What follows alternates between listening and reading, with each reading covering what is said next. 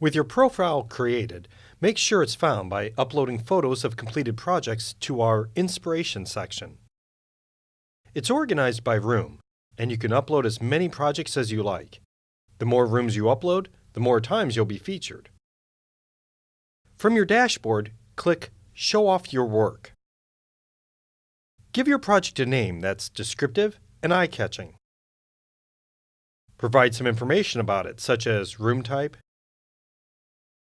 design style, room size, and budget.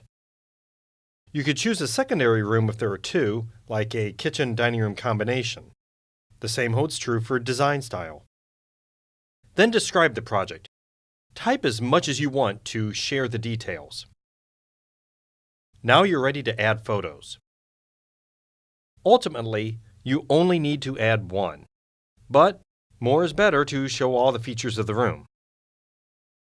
The featured photo should be what best represents the room. Next, you can add up to 6 other photos of the room. You can then add up to 3 before or in-progress images. In the last section, choose the products featured in the room. These become search criteria on our site, so choose all that apply. Click Preview Project to ensure everything looks as it should. All set? Click Publish Project. The ProSource marketing team will review and approve it.